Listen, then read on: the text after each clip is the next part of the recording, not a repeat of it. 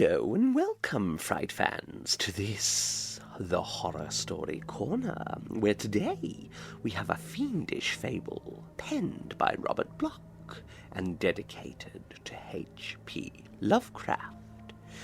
It concerns a writer, one who will do just about anything in his ambition to write something truly meaningful and truly horrific. His quest leads him to a book of incantations, and may just provide him with the knowledge which he seeks. He should be careful, however, for beyond the stars something shifts, with a never-ending thirst for human blood. And should he summon it, well, it may drag our protagonist here to us in the Horror Story Corner. I hope you enjoy The Shambler from the Stars. 1. I am what I profess to be, a writer of weird fiction. Since earliest childhood I have been enthralled by the cryptic fascination of the unknown and the unguessable, the nameless fears, the grotesque dreams, the queer, half-intuitive fancies that haunt our minds have always exercised for me a potent and inexplicable delight. In literature, I have walked the midnight paths with Poe, or crept amidst the shadows with Machen, combed the realms of horrific stars with Baudelaire, or steeped myself with earth's inner madness amidst the tales of ancient lore. A meagre talent for sketching and crayon work led me to attempt crude picturizations involving the outlandish denizens of my nighted thoughts. The same sombre trend of intellect which drew me in my art interested me in obscure realms of musical composition. The symphonic stains of the planet's suite and the like were my favourites. My inner life soon became a ghoulish feast of eldritch, tantalizing horrors. My outer existence was comparatively dull. As time went on, I found myself drifting more and more into the life of a penurious recluse, a tranquil, philosophical existence amidst a world of books and dreams. A man must live, by nature constitutionally and spiritually unfitted for manual labour. I was at first puzzled about the choice of a suitable vocation. The depression complicated matters to an almost intolerable degree, and for a time I was close to utter economic disaster. It was then that I decided to write. I procured a battered typewriter, a ream of cheap paper, and a few carbons. My subject matter did not bother me. What better field than the boundless realms of a colourful imagination? I would write of horror, fear, and the riddle that is death. At least, in the callowness of my unsophistication, this was my intention. My first attempts soon convinced me how utterly I had failed. Sadly, miserably, I fell short of my aspired goal. My vivid dreams became on paper merely meaningless jumbles of ponderous adjectives, and I found no ordinary words to express the wondrous terror of the unknown. My first manuscripts were miserable and futile documents, the few magazines using such material being unanimous in their rejections. I had to live.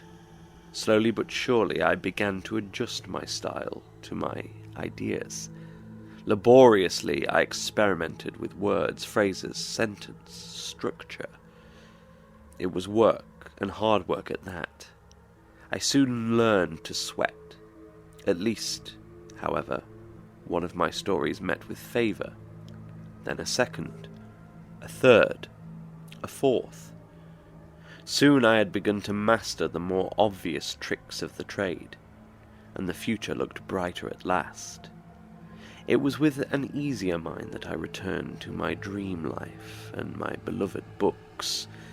My stories afforded me a somewhat meagre livelihood, and for a time this sufficed, but not for long. Ambition, ever an illusion, was the cause of my undoing. I wanted to write a real story, not the stereotyped, ephemeral sort of tale I turned out for the magazines, but a real work of art. The creation of such a masterpiece became my ideal. I was not a good writer, but that was not entirely due to my errors in mechanical style. It was, I felt, the fault of my subject matter. Vampires, werewolves, ghouls, mythological monsters, these things constituted material of little merit. Commonplace imagery, ordinary adjectival treatment, and a prosaically anthropocentric point of view were the chief detriments to the production of a really good, weird tale. I must have new subject matter, truly unusual plot material. If only I could conceive of something that was teratologically incredible. I longed to learn the songs the demons sing as they swoop between the stars, or hear the voices of the olden gods as they whisper their secrets to the echoing void. I yearned to know the terrors of the grave, the kiss of maggots on my tongue, the cold caress of a rotting shroud upon my body. I thirsted for the knowledge that lies in the pits of mummied eyes, and burned for wisdom known only to the worm. Then I could really write, and my hopes be truly realized. I sought a way. Quietly I began a correspondence with isolated thinkers and dreamers all over the country. There was a hermit in the western hills, a savant in the northern wilds, a mystic dreamer in New England. It was from the latter that I learned of the ancient books that hold strange lore. He quoted, guardedly, from the legendary Necronomicon, and spoke timidly of a certain book of Iban that was reputed to surpass it in the utter wildness of its blasphemy. He himself had been a student of these volumes of primal dread, but he did not want me to search too far. He had heard many strange things as a boy in the witch-haunted Arkham, where the old shadows still leer and creep, and since then he had wisely shunned the blacker knowledge of the forbidden. At length, after much pressing on my part, he reluctantly consented to furnish me with the names of certain persons he deemed able to aid me in my quest. He was a writer of notable brilliance and wide reputation among the discriminating few, and I knew he was keenly interested in the outcome of the whole affair. As soon as his precious list came into my possession, I began a widespread postal campaign in order to obtain access to the desired volumes. My letters went out to universities, private libraries, reputed seers, and the leaders of carefully hidden and obscurely designed cults. But I was foredoomed to disappointment. The replies I received were definitely unfriendly, almost hostile. Evidently the rumoured possessors of such lore were angered that their secret should be thus unveiled by a prying stranger.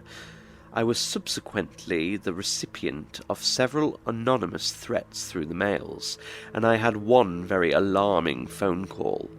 This did not bother me nearly so much as the disappointing realization that my endeavours had failed. Denials, evasions, refusals, threats, these would not aid me. I must look elsewhere. The bookstores. Perhaps on some musty and forgotten shelf I might discover what I sought. Then I began an interminable crusade.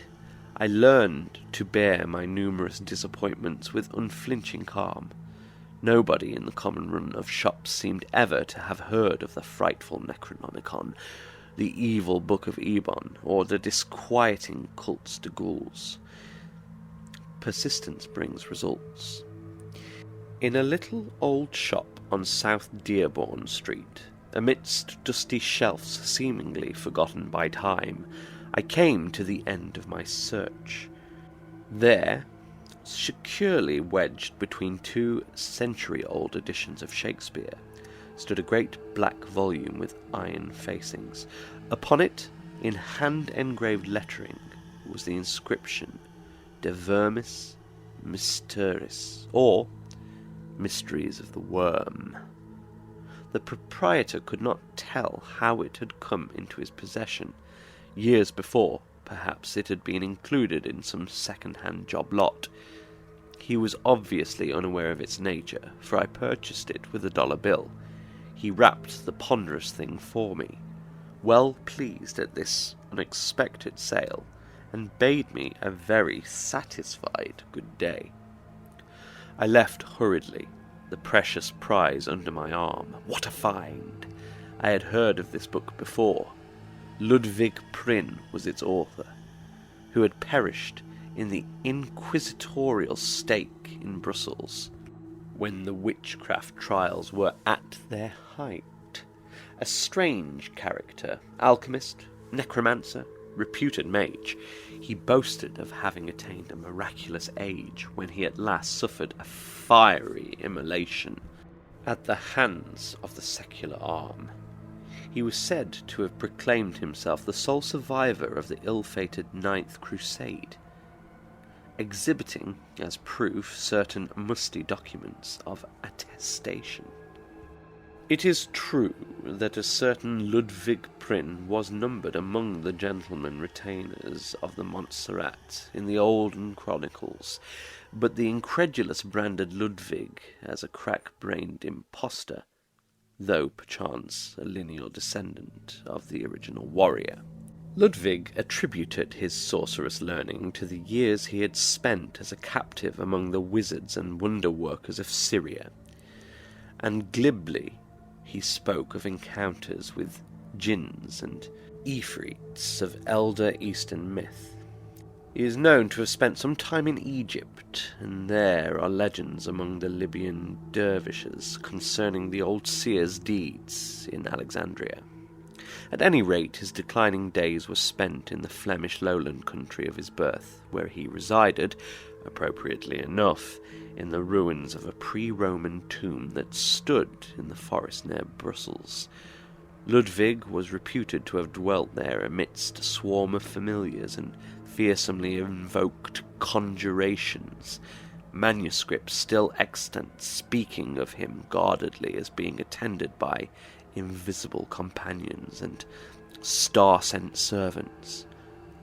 Peasants shunned the forest by night, for they did not like certain noises that resounded to the moon, and they most certainly were not anxious to see what worshipped at the old pagan altars that stood crumbling in certain of the darker glens. Be that as it may, these creatures that he commanded were never seen after Prynne's capture by the inquisitorial minions. Searching soldiers found the tomb entirely deserted, though it was thoroughly ransacked before its destruction. The supernatural entities, the unusual instruments and compounds all had most curiously vanished. A search of the forbidding woods and a timorous examination of the strange altars did not add to the information. There were fresh bloodstains on the altars, and fresh bloodstains on the rack too, before the questioning of Prynne was finished. A series of particularly atrocious tortures failed to elicit any further disclosures from the silent wizard, and at length the wary interrogators ceased and cast the aged sorcerer into a dungeon. It was in prison, while awaiting trial, that he penned the morbid, horror-hinting lines of De Vermis Mysteris, known today as Mysteries of the Worm. How it was ever smuggled through the alert guards is a mystery in itself, but a year after his death it saw print in Cologne. It was immediately suppressed, but a few copies had already been privately distributed. These in turn were transcribed, and although there was a later censored and deleted printing, only the Latin original is accepted as genuine. Throughout the centuries, a few of the elect have read and pondered on its lore. The secrets of the old archimage are known today only to the initiated. and they discourage all attempts to spread their fame for certain very definite reasons. This, in brief, was what I knew of the volume's history at the time it came into my possession. As a collector's item alone, the book was a phenomenal find, but on its contents I could pass no judgment. It was in Latin. Since I can speak or translate only a few words of that learned tongue, I was confronted by a barrier as soon as I opened the musty pages. It was maddening to have such a treasure trove of dark knowledge at my command and yet lack the key to its unearthing. For a moment I despaired, since I was unwilling to approach any local classical or Latin scholar in connection with so hideous and blasphemous a text. Then came an inspiration. Why not take it east and seek the aid of my friend? He was a student of the classics, and would be less likely to be shocked by the horrors of Prynne's baleful revelations. Accordingly, I addressed a hasty letter to him, and shortly thereafter received my reply. He would be glad to assist me. I must, by all means, come at once. 2. Providence is a lovely town. My friend's house was ancient and quaintly Georgian. The first floor was a gem of colonial atmosphere. The second, beneath antique gables that shadowed the enormous window, served as a workroom for my host. It was here that we pondered that grim, eventful night last April. Here, beside the open window that overlooked the azure sea. It was a moonless night, haggard and wan, with a fog that filled the darkness with bat-like shadows. In my mind's eye, I can see it still, the tiny lamp-lit room with the big table and the high-backed chairs, the bookcases bordering the walls, the manuscripts stacked in their special files. My friend and I sat at the table, the volume of mystery before us. His lean profile threw a disturbing shadow on the wall, and his waxen face was furtive in the pale light. There was an inexplicable air of portentous revelation, quite disturbing in its potency. I sensed the presence of secrets waiting to be revealed. My companion detected it too. Long years of occult experience had sharpened his intuition to an uncanny degree. It was not cold that made him tremble as he sat there in his chair. It was not fever that caused his eyes to flame like jewel-incarnate fires. He knew, even before he opened that accursed tome, that it was evil.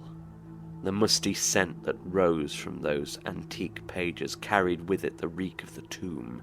The faded leaves were maggoty at the edge, and rats had gnawed the leather. Rats which perchance had a ghastlier food for common fare. I had told my friend the volume's history that afternoon, and had unwrapped it in his presence. Then he had seemed willing and eager to begin an immediate translation. Now he demurred. It was not wise, he insisted. This was evil knowledge. Who could say what demon-dreaded lore these pages might contain, or what ills before the ignorant one who sought to tamper with their contents? It is not good to learn too much, and men had died for exercising the rotted wisdom that these leaves contained. He begged me to abandon the quest while the book was still unopened, and to seek my inspiration in saner things. I was a fool. Hastily I overruled his objections with vain and empty words. I was not afraid. Let us at least gaze into the contents of our prize. I began to turn the pages. The result was disappointing. It was an ordinary-looking volume after all. Yellow, crumbling leaves set with heavy, black-lettered Latin texts. That was all. No illustrations, no alarming designs. My friend could no longer resist the allurement of such a rare bibliophilic treat. In a moment he was peering intently over my shoulder, occasionally muttering snatches of Latin phrasing. Enthusiasm mastered him at last. Seizing the precious tome in both hands, he seated himself near the window and began reading paragraphs at random, occasionally translating them into English. His eyes gleamed with a feral light. His cadaverous profile grew intent as he pored over the mouldering runes. Sentences thundered in fearsome litany, and then faded into tones below a whisper as his voice became as soft as a viper's hiss. I caught only a few phrases now, for in his introspection he seemed to have forgotten me. He was reading of spells and enchantments. I recall allusions to such gods of divination as Father Yig, Dark Han, and serpent-bearded Beatis. I shuddered, for I knew these names of old, but I would have shuddered more had I known what was yet to come. It came quickly. Suddenly he turned to me in great agitation, and his excited voice was shrill. He asked me if I remembered the legends of Prince Sorcery, and the tales of the invisible servants he commanded from the stars. I assented, little understanding the cause of his sudden frenzy. Then he told me the reason. Here, under a chapter on familiars, he had found an orison or spell, perhaps the very one Prin had used to call upon his unseen servitors from beyond the stars. Let me listen while he read. I sat there, dully, like a stupid, uncomprehending fool. Why did I not scream, try to escape, or tear that monstrous manuscript from his hands? Instead I sat there while my friend, in a voice cracked with unnatural excitement, read in Latin a long and sonorously sinister invocation. Tibi magnum innominandum signa stellarum nigrarum et buffoniformis sadoque sigillum. The croaking ritual proceeded, then rose on wings of nighted hideous horror. The words seemed to rive like flames in the air, burning into my brain. The thundering tones cast an echo into infinity, beyond the farthermost star. They seemed to pass into primal and undimensioned gates, to seek out a listener there and summon him to earth. Was it all an illusion? I did not pause to ponder, for that unwitting summons was answered. Scarcely had my companion's voice died away in that little room before the terror came. The room turned cold. A sudden wind shrieked in through the open window, a wind that was not of earth. It bore an evil bleating from afar, and at the sound my friend's face became a pale white mask of newly awakened fear. Then there was a crunching at the walls, and the window ledge buckled before my staring eyes. From out of the nothingness beyond that opening came a sudden burst of lubricious laughter. A hysterical cackling born of utter madness. It rose to the grinning quintessence of all horror, without mouth to give it birth. The rest happened with startling swiftness. All at once my friend began to scream as he stood by the window, scream and claw wildly at empty air. In the lamplight I saw his features contort into a grimace of insane agony. A moment later his body rose unsupported from the floor, and began to bend outward to a back-breaking degree. A second later came the sickening grind of broken bones. His form now hung in mid-air, the eyes glazed and the hands clutching convulsively, as if at something unseen. Once again there came the sound of maniacal tittering, but this time it came from within the room. The stars rocked in red anguish. The cold wind gibbered in my ears. I crouched in my chair, my eyes riveted on that astounding scene in the corner. My friend was shrieking now, his screams blended with that gleeful, atrocious laughter from the empty air. His sagging body dangling in space, bent backward once again as blood spurted from the torn neck, spraying like a ruby fountain. That blood never reached the floor. It stopped in mid-air as the laughter ceased, and a loathsome sucking noise took its place. With a new and accelerated horror I realized that blood was being drained to feed the invisible entity from beyond. What creature of space had been so suddenly and unwittingly invoked? What was that vampiric monstrosity I could not see? Even now a hideous metamorphosis was taking place. The body of my companion became shrunken, wizened, lifeless. At length it dropped to the floor and lay nauseatingly still. But in mid-air another and ghastlier change occurred. A reddish glow filled the corner by the window, a bloody glow. Slowly but surely the dim outlines of a presence came into view, the blood-filled outlines of that unseen Shambler from the stars. It was red and dripping, an immensity of pulsing, moving jelly, a scarlet blob with myriad tentacular trunks that waved and waved.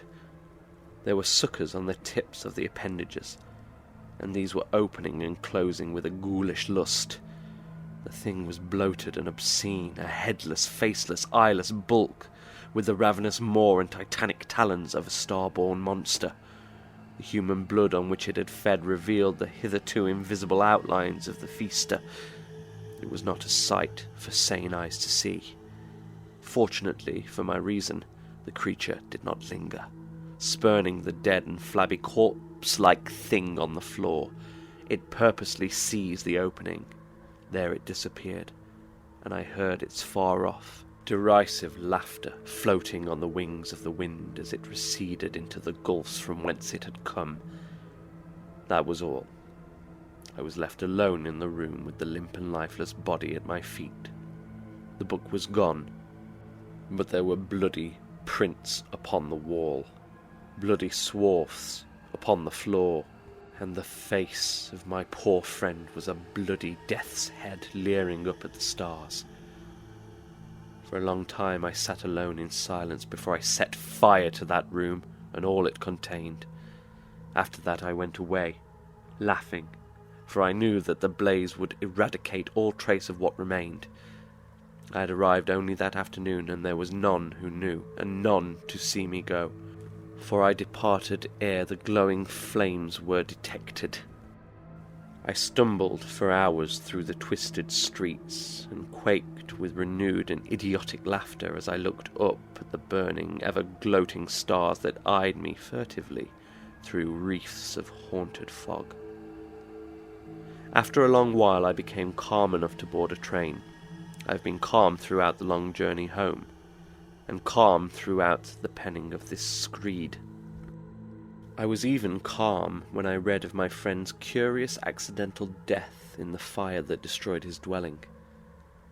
It is only at nights, when the stars gleam, that dreams return to drive me into a gigantic maze of frantic fears. Then I take to drugs, in a vain attempt to ban those leering memories from my sleep. But I really do not care, for I shall not be here long. I have a curious suspicion that I shall again see that Shambler from the stars. I think it will return soon without being resummoned, and I know that when it comes it will seek me out and carry me down into the darkness that holds my friend. Sometimes I almost yearn for the advent of that day, for then I shall learn once and for all the mysteries of the worm. Well, it seems like our protagonist got what he truly desired. Knowledge from beyond our regular perception, and a glimpse of something utterly indescribable. Unfortunately, the price for such is certain, agonizing, and unrelenting death. Where did he see it?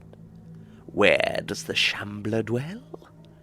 Well, within the confines and darkest depths of the Horror Story Corner, of course. Thank you for listening, and as ever, sleep well.